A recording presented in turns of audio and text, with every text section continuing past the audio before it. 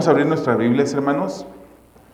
Abrimos nuestras Biblias en el libro de Marcos capítulo 3 y vamos a leer el versículo 35 para comenzar. Versículo 35. Quisiera compartir con ustedes un mensaje titulado en forma de una pregunta. Y la pregunta ¿es Señor de tu vida? ¿Es Señor de tu vida? Y vamos a estar yendo a través del versículos 20 al 35, pero leyendo el 35 solamente para dar comienzo, dice la palabra así. Porque cualquiera que hace la voluntad de Dios, ese es mi hermano y hermana y madre. Lo voy a repetir. Porque cualquiera que hace la voluntad de Dios, ese es mi hermano y mi hermana y mi madre. Dios eterno, delante de ti estamos, pidiéndote, Señor, que tú obres en nuestras vidas a través de tu palabra. Es esta palabra, Señor, la que nos confronta, nos anima, enriquece nuestras vidas espirituales, Señor. Y queremos pedirte, Señor, que tú obres maravillosamente en este momento que estaremos entrando en tu palabra.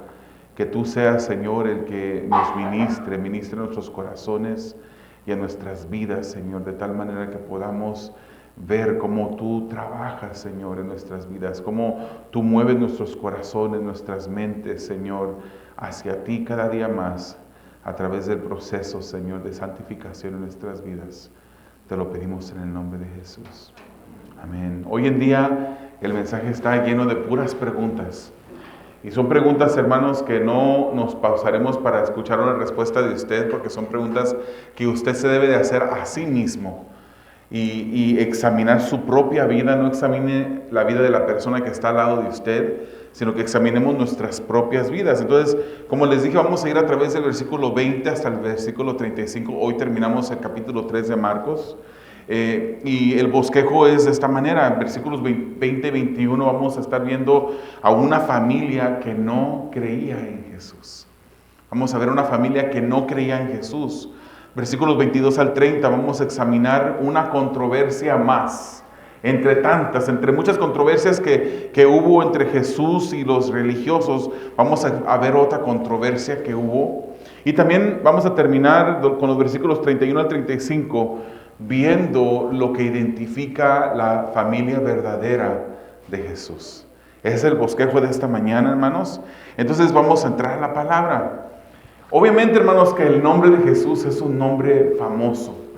Es un nombre, hermanos, que es conocido por todo el mundo. Usted menciona el nombre de Jesús y el nombre de Jesús ha sido causa de peleas, ha sido causa de divisiones, ha sido causa de muchas cosas, y no necesariamente bonitas, sino también cosas negativas, como también Jesucristo ha sido causa de grandiosas cosas para nosotros.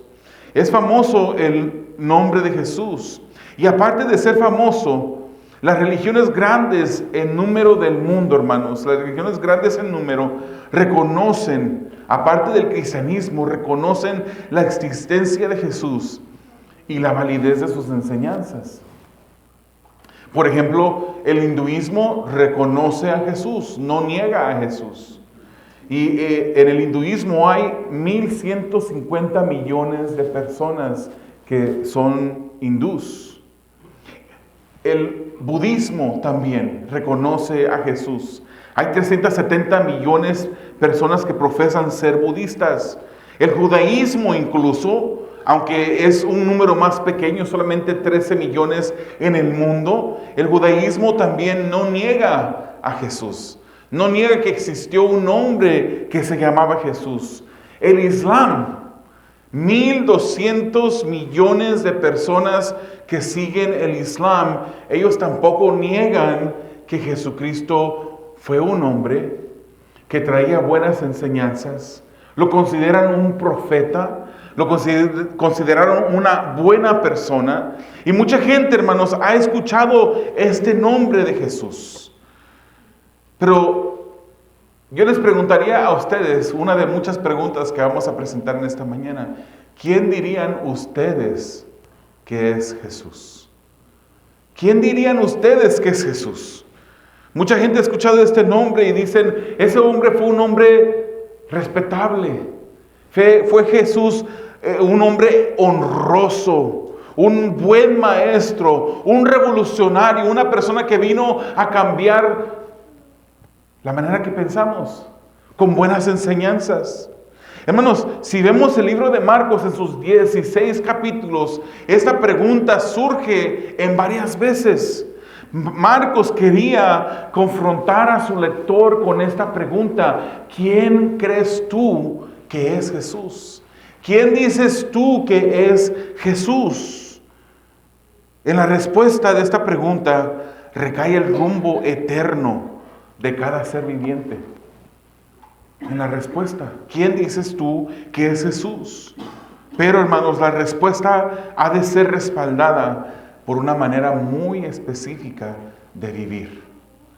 No podemos decir que Jesús es creador, porque tú lo leíste en las Escrituras, pero no vivir como que Él en verdad es creador.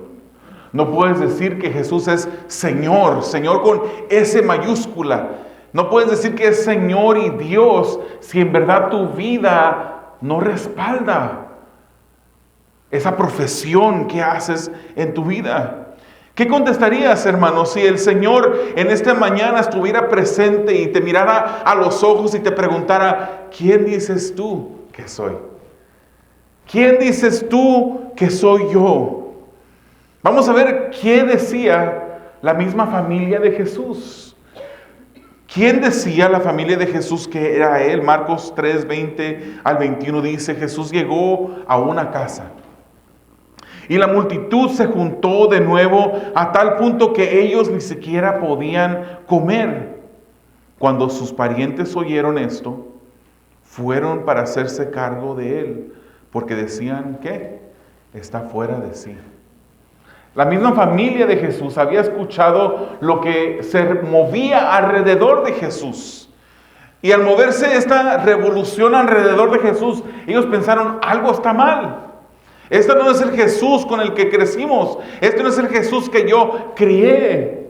En el pasaje de hoy, hermanos, estaremos viendo a la familia de Jesús. Esta familia de Jesús aparece al comienzo del pasaje, luego desaparece y luego reaparece al final del pasaje que estamos estudiando en esta mañana.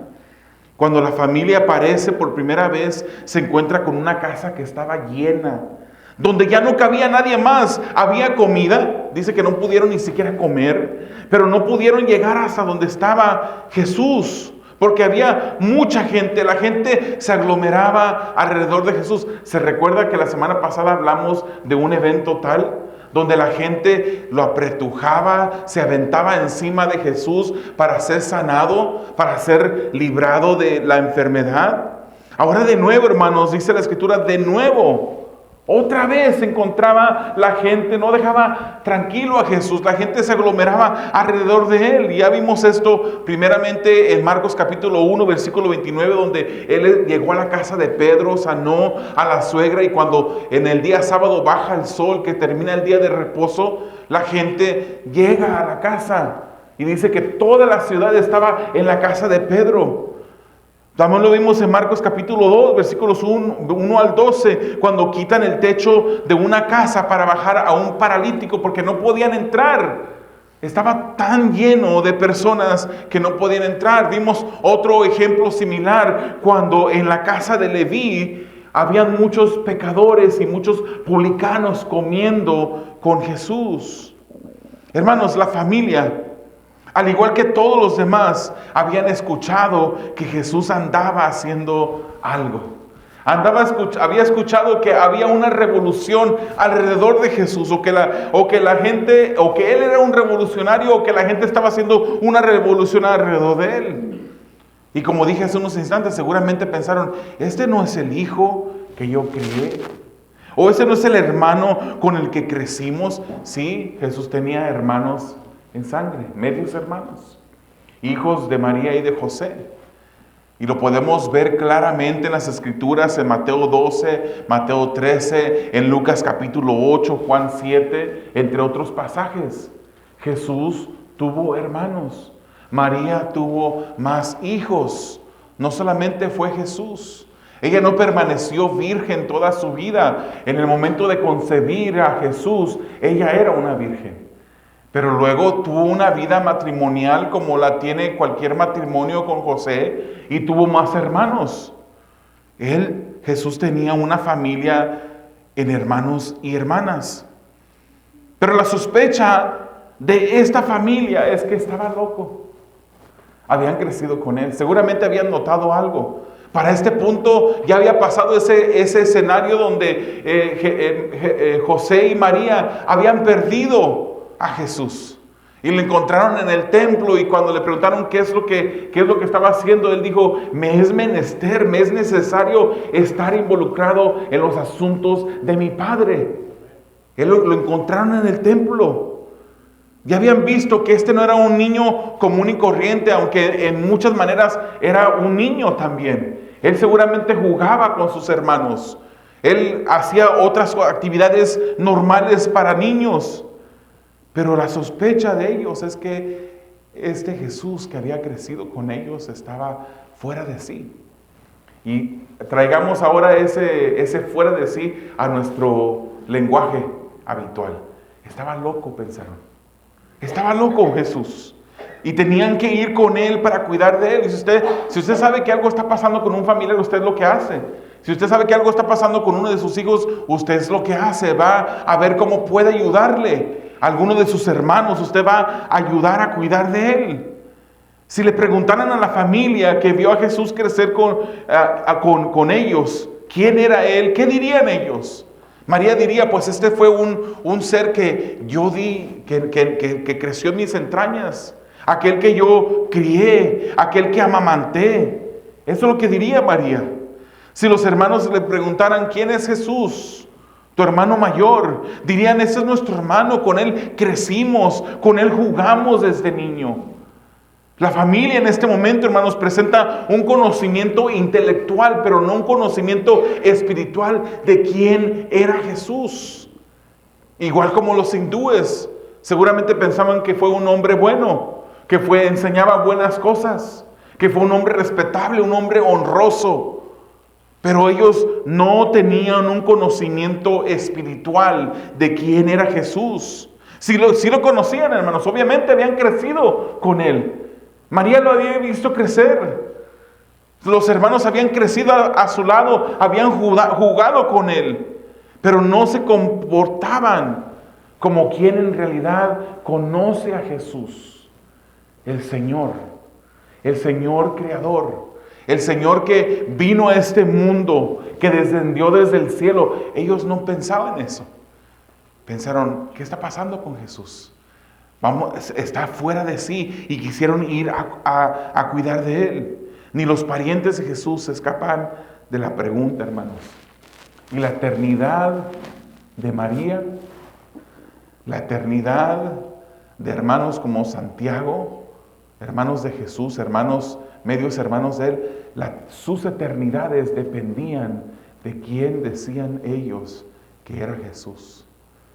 ¿En verdad lo conocían? Lo podían ver caminando por la calle y decir: allá va Jesús. Pero en verdad sabían que ese era el Hijo de Dios, que había venido a este mundo. La segunda pregunta es: ¿qué decían los religiosos que era Jesús? ¿Qué decían los religiosos que era Jesús? Marcos 3, 22 al 30 dice así, léalo conmigo. Y los escribas que habían descendido de Jerusalén decían: tiene a Belzebú y expulsa a los demonios por medio del príncipe de los demonios. Llamándolos junto a él, Jesús les hablaba en parábolas. ¿Cómo puede Satanás expulsar a Satanás? Si un reino está dividido contra sí mismo, ese reino no puede perdurar, decía Jesús. Si una casa está dividida contra sí misma, esa casa no podrá permanecer. Y si Satanás se ha levantado contra sí mismo y está dividido, no puede permanecer, sino que ha llegado su fin. Versículo 27. Pero nadie puede entrar en la casa de un hombre fuerte y saquear sus bienes si primero no lo ata. Entonces podrá saquear su casa. En verdad les digo que todos los pecados serán perdonados a los hijos de los hombres y las blasfemias con que blasfemen. Pero cualquiera que blasfeme contra el Espíritu Santo no tiene jamás perdón, sino que es culpable de pecado eterno, porque decían, tiene un espíritu inmundo. En eso se cierra el relato que Jesús nos quiso dar a entender, que Marcos el escritor nos quiso dar a entender. Ellos decían, los fariseos decían que Jesucristo tenía un espíritu inmundo. O sea, la familia decía, está loco, está fuera de sí. Pero los fariseos, los religiosos decían, este es un hombre endemoniado, que tiene el espíritu de Belcebú dentro de él, y por el príncipe de los demonios es que hace todas estas cosas. Aquí encontramos de nuevo a los religiosos, hermanos, los antagonistas de muchas de las historias que estaremos viendo a través del libro de Marcos y que ya hemos visto. Marcos dice que eran escribas. Mateo los identifica como fariseos. Posiblemente estos eran los escribas de los fariseos. O sea, los más educados, las personas que estaban más destacadas en su enseñanza de la ley, de las escrituras. Estos descendieron de Jerusalén, habían venido de lejos para ver qué es lo que estaba pasando alrededor de Jesús. Descendieron, y decían, este verbo, hermanos, en el original griego, es un verbo en su voz imperfecta. Y denota una acción continua. Una acción continua. Ellos decían lo que estaban diciendo, lo decían. No es que lo habían dicho una vez y no más. No que esta había sido la primera vez. Ellos decían, denota una acción continua. La acusación que tenían sobre Jesús no era una acusación nueva ni de una vez. Su rebeldía era continua. Su manifestación de la ceguera que había en ellos era continua. Los religiosos afirmaban que Jesús tenía el espíritu de Belcebú. ¿Y quién es Belcebú? Belcebú, hermanos, era un nombre derivado de uno de los dioses filisteos. Y en los tiempos posteriores vino a ser sinónimo de un demonio. Ellos decían, tiene un espíritu demoníaco dentro de él. Afirmaban que lo que hacía Jesús lo hacía por el poder de los príncipes de los demonios. O sea, cuando Jesús sanaba, ellos decían, es porque el demonio le da poder para sanar. Cuando Jesús liberaba a unos endemoniados, ellos decían, está liberando a esos endemoniados por el poder del príncipe de los demonios. Quien está detrás de él, quien lo apoya, quien le da poder, son espíritus demoníacos. Es lo que decían los fariseos, los escribas. Hermanos, esta acusación ni siquiera tiene sentido, ¿verdad?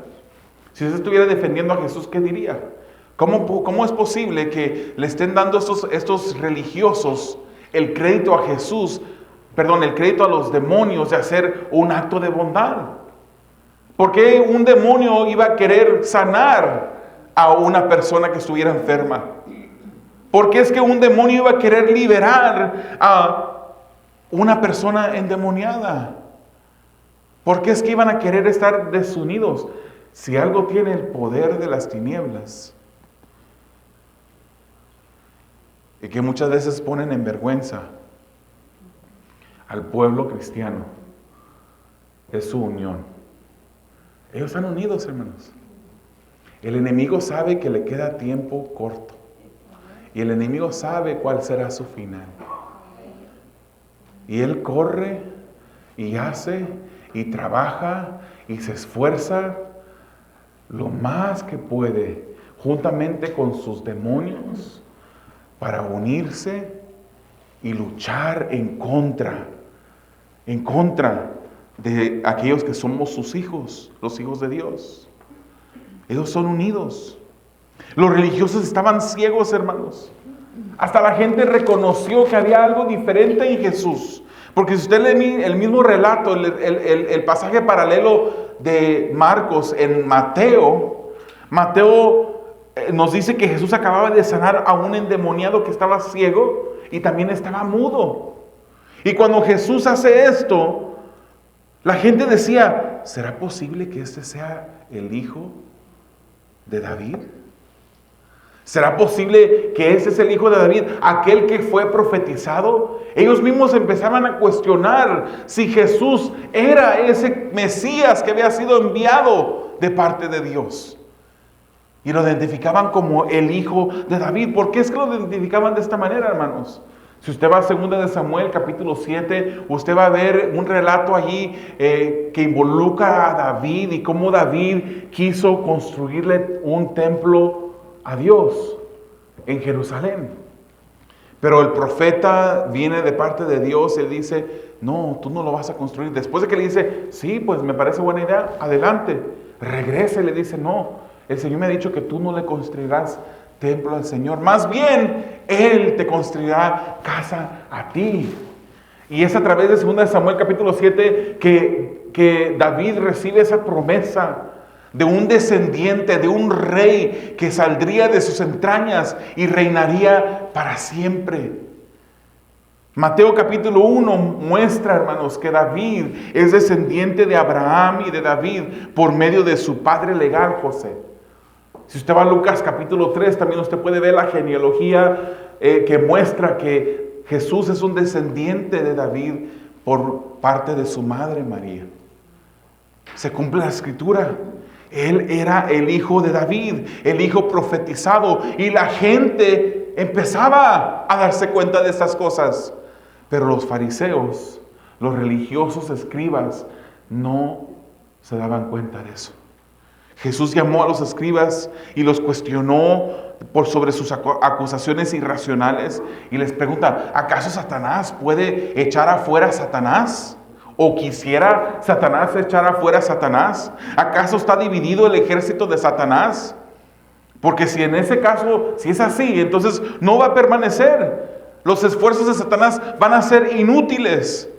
Hermanos, Mateo nos dice que Jesús también confrontó a los fariseos con la pregunta siguiente y les preguntó, ¿por quién expulsan sus hijos a los demonios?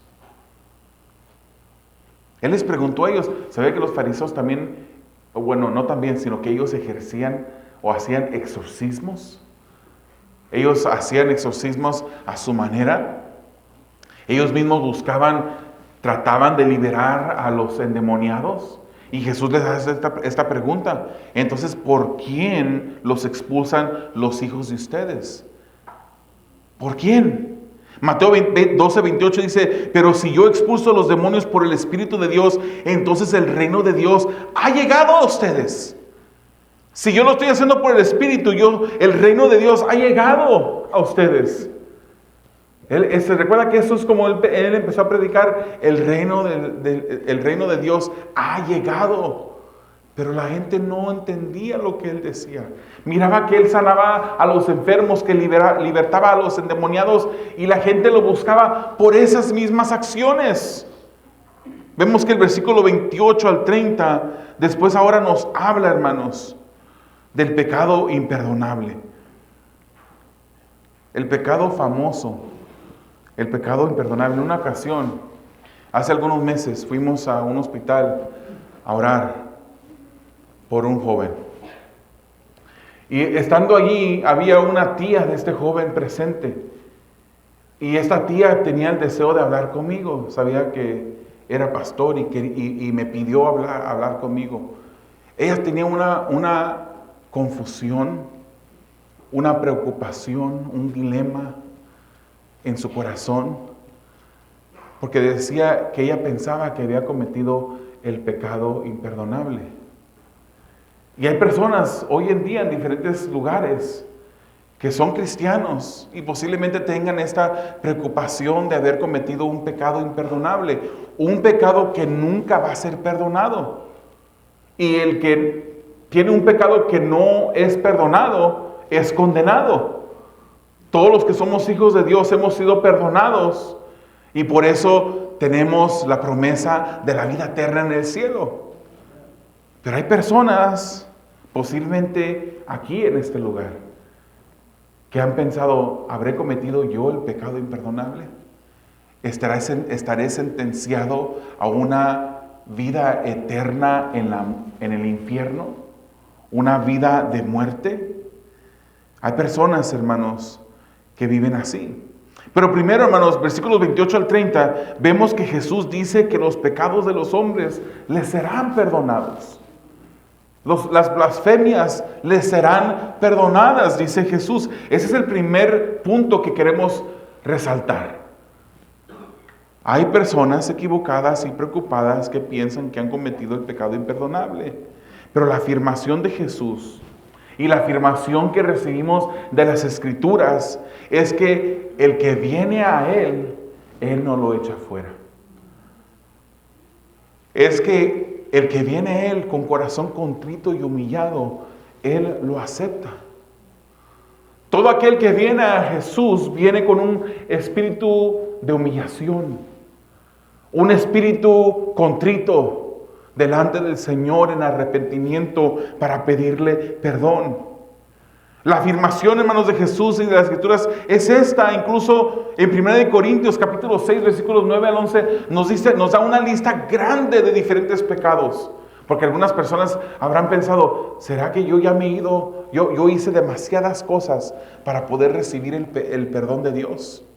Fíjese lo que dice Pablo a la iglesia de Corinto.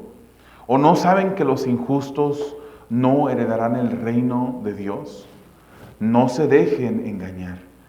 Ni los inmorales, ni los idólatras, ni los adúlteros, ni los afeminados, ni los homosexuales, ni los ladrones, ni los ávaros, ni los borrachos, ni los difamadores, ni los estafadores heredarán el reino de Dios. No se dejen engañar. Si usted es una persona que continuamente, que practica estas cosas, que vive en pecado no arrepentido en estas cosas, en inmoralidad, en idolatría, adulterios, en situaciones afeminadas, en homosexualismo, en hacer las cosas que hacen los ladrones, los ávaros, los borrachos, no se dejen engañar, dice la Escritura, no heredarán el reino de Dios. No lo van a heredar. No se vistan porque no van. No se apunten, no se pongan en la fila porque no van a entrar. Dice la Escritura. Pero el versículo 11 dice algo muy, muy claro, hermanos. Dice, y esto eran algunos de ustedes.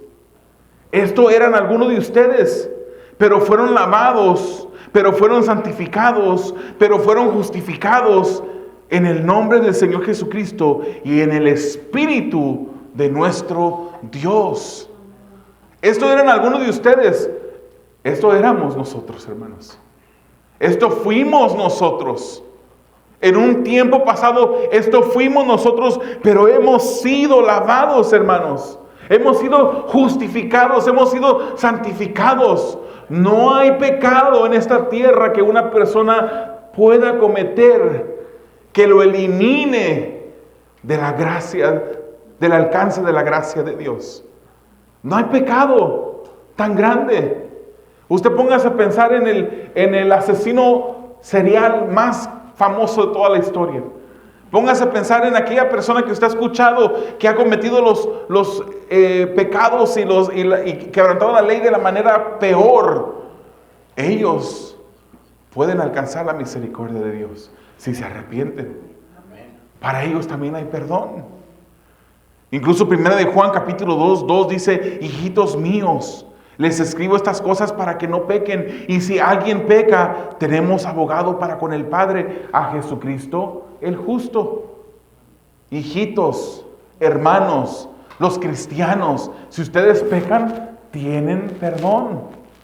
Porque tienen un abogado, alguien que los defiende. Alguien que está de su lado, abogando por nosotros. O sea, no hay ningún pecado, excepto la blasfemia contra el Espíritu Santo, que ahorita vamos a hablar qué es eso. No hay ningún pecado por el cual se pueda uno arrepentir y recibir perdón de Dios.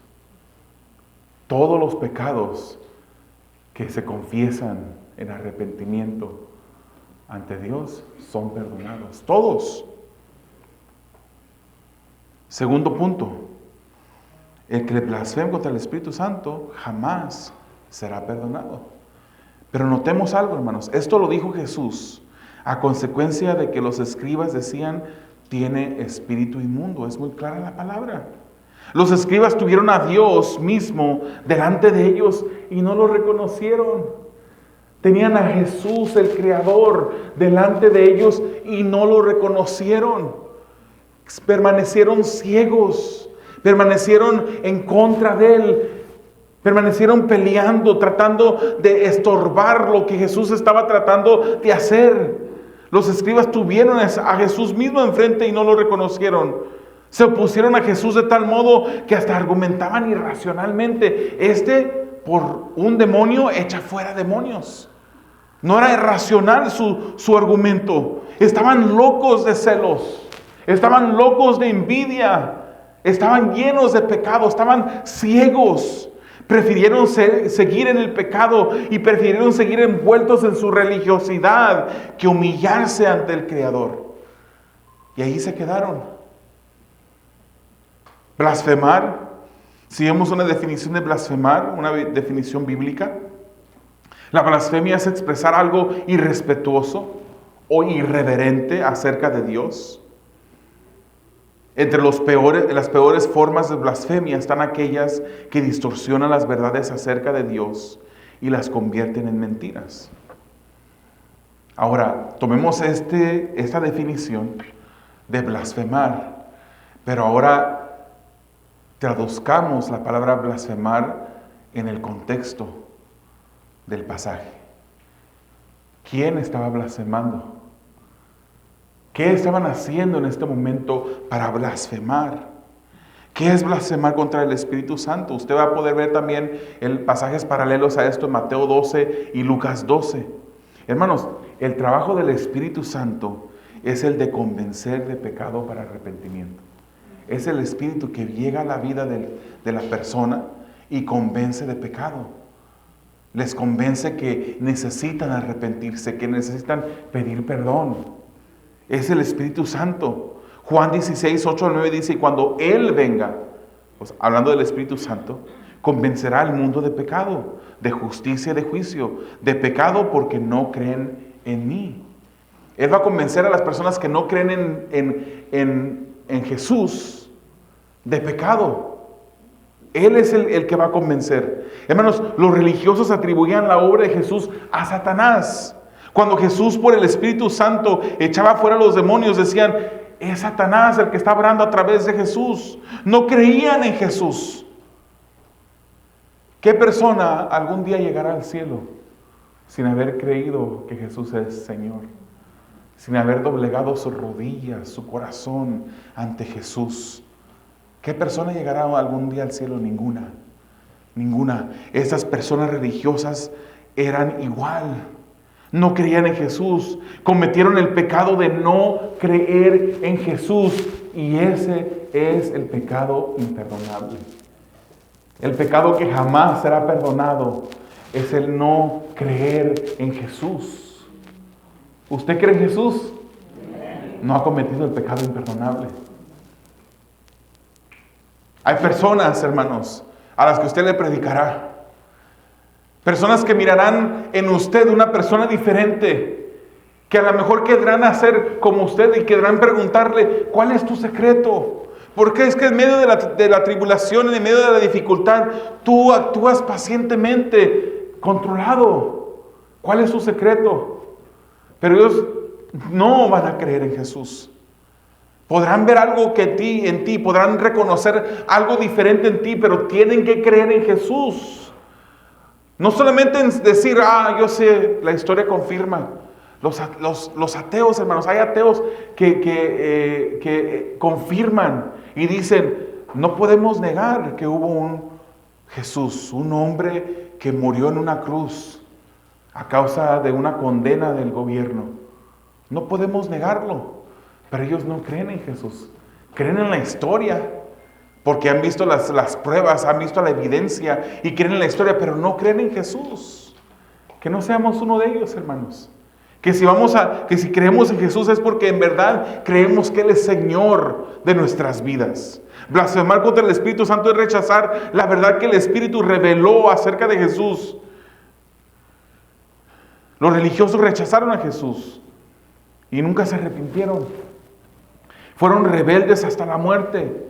Posiblemente a usted también en alguna ocasión se le predicó y usted dijo, no, eso no es para mí. Pero luego se arrepintió. Luego reconoció que Jesús es Señor, que debía de arrepentirse de sus pecados delante del Señor. Los religiosos jamás hicieron eso. Blasfemar contra el Espíritu Santo no es una palabra accidental o que se me salió y dije algo en contra de Dios y ya cometí el pecado imperdonable. No. El Hijo de Dios ha puesto su fe en Jesús, hermanos. Si usted es hijo de Dios, usted ha puesto su fe en Jesús y no puede cometer el pecado imperdonable porque ya ha creído en el unigénito de Dios. Le damos la gloria al Señor por ello. El pecado imperdonable lo cometen los que nunca se rinden a Jesús. Los apóstatas también que profesan que son cristianos, que posiblemente viven como cristianos, cargan una Biblia pero luego se apartan y nunca regresan al Señor. Porque nunca fueron. Estuvieron en medio de nosotros, pero se fueron. Y ya no regresaron. ¿Por qué? Porque nunca fueron parte de nosotros. Nunca fueron cristianos en realidad. Ellos vienen a ser las mismas personas que miraron algo bonito en la iglesia. Que miraron algo bonito en usted y que le dijeron, ¿dónde vas? ¿Dónde te reúnes? Y usted a lo mejor lo trajo a la iglesia, pero esa persona jamás creyó. Se sintió bien, le gustaban las alabanzas, le gustaba leer la Biblia, pero nunca tuvieron una conversión de corazón. Nunca creyeron en Jesús como Señor. Estuvieron en medio, pero se fueron porque nunca fueron de nosotros. Al final mostraron que nunca fueron, hermanos. Y esas son las advertencias de la cual Hebreos capítulo 6, Hebreos capítulo 10 y 1 de Juan 5, 16 hablan de esas personas que estuvieron tan cerca, pero tan lejos. Tan cerca, pero tan lejos. El estar preocupado por haber cometido el pecado imperdonable posiblemente es una evidencia de que tú no lo has cometido. ¿Crees que el enemigo va a poner en ti una preocupación de que no vas a ir al cielo por haber cometido el pecado imperdonable? Jamás.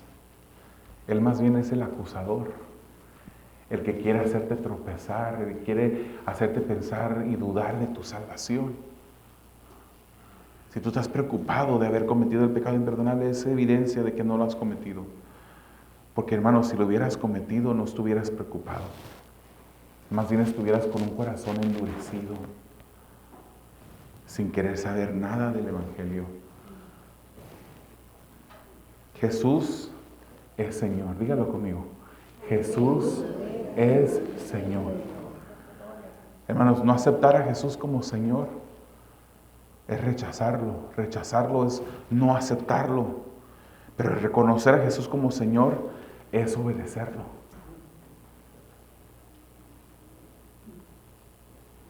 No podemos decir que amamos a Dios y no importarnos sus mandamientos. No podemos decir que Dios es nuestro Señor, que es nuestro amo, y no querer obedecerle. Es contradictorio. Es contradictorio. No puedes decir tú que eres un hijo de Dios, que eres cristiano, y vivir perpetuamente practicando el pecado. No puede ser.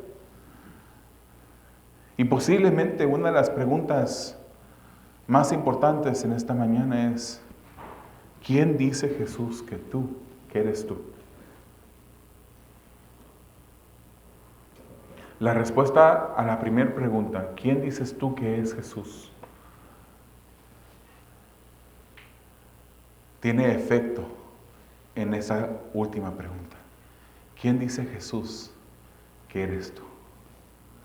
Él conoce a los suyos. Él conoce sus ovejas. Él es el pastor, el príncipe de los pastores, el pastor de pastores. Y Él sabe en realidad quiénes son sus ovejas y quiénes no lo son. ¿Quién dice Jesús que eres tú? Marcos 3, 31 al 35. Entonces llegaron su madre y sus hermanos, y quedándose fuera mandaron a llamar a Jesús. Y había una multitud sentada alrededor de él, y le dijeron: tu madre y tus hermanos están afuera y te buscan. ¿Quiénes son mi madre y mis hermanos?, les dijo Jesús. Y mirando a los que estaban sentados en círculo alrededor de él, dijo: aquí están mi madre y mis hermanos, porque cualquiera que hace la voluntad de Dios, ese es mi hermano y hermana y madre. Volvemos a la familia del Señor, a la familia de sangre de Jesús, que apareció al principio de nuestra historia, desapareció, pero vuelve a entrar en escena. Y ellos no pudieron entrar a la casa, hermanos. Entraron en escena, pero no entraron en la casa. Y le mandaron a llamar a Jesús. Jesús era el foco de atención. La gente estaba reunida a su alrededor, dice las Escrituras. Y cuando le dijeron que su madre y sus hermanos le esperaban afuera, Él no salió. Él no se dirigió hacia su madre, hacia sus hermanos, hacia su familia que estaba afuera. Era su familia. En sangre, eran sus parientes.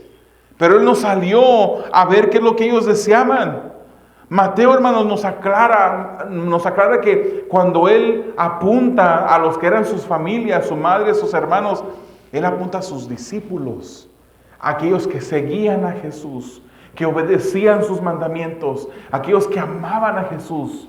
A esos apunta el Señor, a esos señala, a sus discípulos. Y Jesús hace una distinción clara entre los que solo tienen un conocimiento intelectual. Había muchas personas allí. Hay lugares donde se puede reunir muchas personas, pero ¿cuántos en realidad son? El que usted esté aquí esta mañana no quiere decir que usted es cristiano. El que usted sea muy puntual y el que venga todos los domingos y no se pierda ni un domingo no quiere decir que es cristiano. Había mucha gente en ese lugar, pero Jesús apunta a sus discípulos, a los que le seguían y lo amaban y lo obedecían.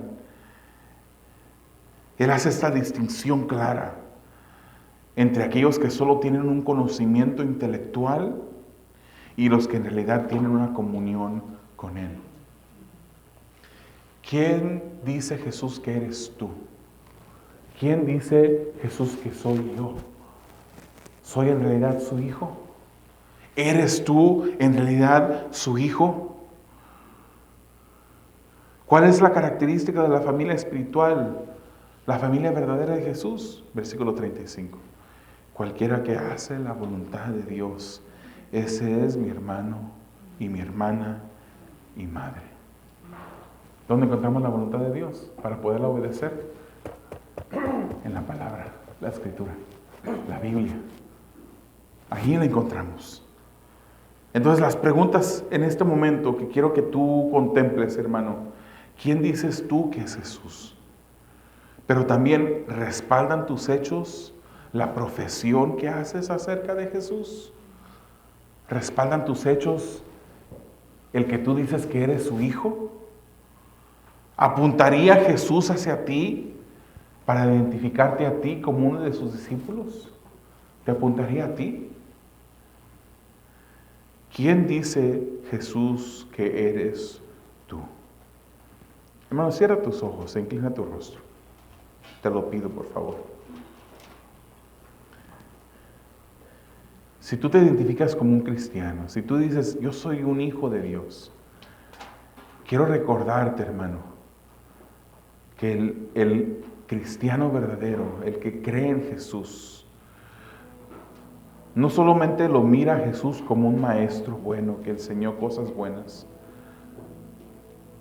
No solamente lo mira y lo entiende como una persona que revolucionó el mundo, que vino a cambiar la historia. El que es un hijo verdadero de Jesús no solamente cree estas cosas, no solamente lo mira como alguien que puede proveer bendición, sino que el que cree en Jesús sabe sin lugar a dudas que Jesús es el Hijo de Dios, que Jesús vino a morir en una cruz del Calvario y a pagar la condena que debíamos de pagar nosotros. El que es hijo de Dios, el que es un verdadero cristiano, cree en Él como Señor, cree en Jesús como su amo. Y porque es su amo y porque somos sus esclavos, le obedecemos. Pero no lo obedecemos al estilo de aquellos esclavos que en un tiempo eran ordenados por sus amos y lo obedecían por miedo al castigo que recibirían si desobedecían. Nosotros lo obedecemos por amor, porque hemos puesto nuestra fe en Él, porque hemos reconocido que Él es el Hijo unigénito del Padre, porque hemos creído en Él. No podemos creer en Él y no hacer lo que Él nos dice que hagamos.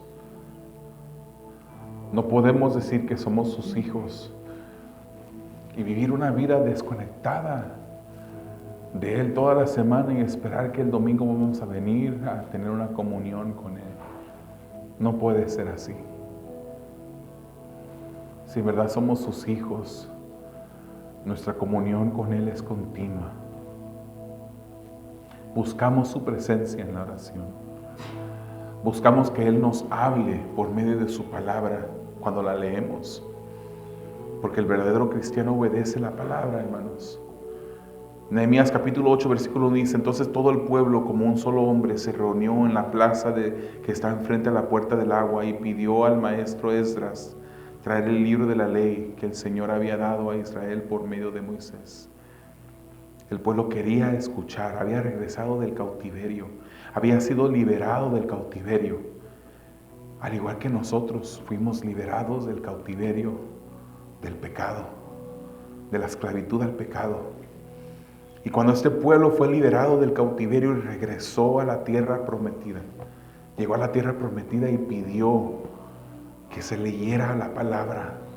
Querían conocer la palabra, querían obedecer la palabra, querían comprometerse con la palabra. ¿Es así con nosotros? ¿En verdad buscamos leer su palabra, obedecerla? ¿En verdad estamos comprometidos a seguir lo que la palabra del Señor nos dice? Es en Ezequiel capítulo 36, versículos 26 a 28, donde Dios describe aquel que vendría a ser su Hijo. Y dice: además les daré un corazón nuevo y pondré un espíritu nuevo dentro de ustedes. Quitaré de su carne el corazón de piedra y les daré un corazón de carne. Pondré dentro de ustedes mi espíritu y haré que anden en mis estatutos. Esto es obediencia, hermanos. Y que cumplan cuidadosamente mis ordenanzas. Esto es obediencia. Cuando el Señor ha venido a tu vida, el Señor ha quitado el corazón de piedra y te ha dado un corazón de carne. Dice: y pondré mi espíritu dentro de ustedes. Si tú eres un hijo de Dios, el Espíritu de Dios habita en ti. ¿Por qué no le das gracias al Señor por todo lo que Él ha hecho en tu vida? Porque Él te ha librado del pecado imperdonable, que es rechazarlo, que morir en rebeldía en contra de Él. Él te ha salvado. Pero si hay alguna persona aquí que no es cristiana, te quiero decir que el juicio vendrá, porque todo el que rechaza a Jesús será juzgado en el día final. Juan 12:46 dice: yo, la luz, he venido al mundo, para que todo el que cree en mí no permanezca en tinieblas. Si alguno oye mis palabras y no las guarda, yo no lo juzgo, porque no vine a juzgar al mundo, sino a salvar al mundo. Pero dice, el que me rechaza y no recibe mis palabras, tiene quien lo juzgue. La palabra que he hablado, esa lo juzgará en el día final. En el día final muchos estarán delante del Señor. Posiblemente estarán imaginándose ya cómo será la mansión que se me preparó a mí. Pero en un cambio de eventos desastroso, escucharán las palabras de Dios decir, apártate, apártate, no te conozco, hacedor de maldad. Querido amigo que estás aquí en esta mañana, no salgas sin tomar esta oportunidad que te regala el Señor. Él quiere salvar tu vida. Él quiere ser el Señor de tu vida. Quiere perdonarte. Por eso murió en la cruz del Calvario, para pagar el precio del pecado que te correspondía a ti pagar. Ven a Él. Amado Dios, te damos gracias por tu palabra. Ciertamente, Señor, reconocemos que como tus hijos no la obedecemos perfectamente, pero queremos pedirte que nos ayudes a obedecerla mejor cada día. No somos perfectos, Señor, pero ayúdanos, Señor, a ser más obedientes a ti. Ayúdanos, Señor, a leer tu palabra, a comprometernos con ella, a obedecer tu palabra, Señor. Ayúdanos. También te pido, Señor, por aquellas personas posiblemente presentes aquí en este lugar, posiblemente que nos estén mirando en línea, que no son tus hijos. Que tu Espíritu Santo venga en este momento, Señor, y les libere del pecado imperdonable. Señor, que dejen de rechazarte. Señor, que se entreguen a ti, que vengan en arrepentimiento, pidiéndote perdón, con un corazón contrito y humillado, Señor. Para que tú les des ese corazón de carne y pongas tu espíritu dentro de ellos, Señor. Tú lo puedes hacer. Tú lo has hecho con nosotros, Señor. Y te damos las gracias. Gracias por hacer tanto por nosotros cuando no lo merecíamos. Pero lo hiciste. A ti la gloria, a ti la honra. Y es por eso que podemos decir, Señor, en este día, Jesús es mi Señor. Jesús es mi Señor. Jesús es mi Señor. Tú eres nuestro amo, Señor. Te damos gracias. Gracias. En el nombre de Jesús. Amén. Amén, hermanos. Es Jesús, Señor de nuestras vidas.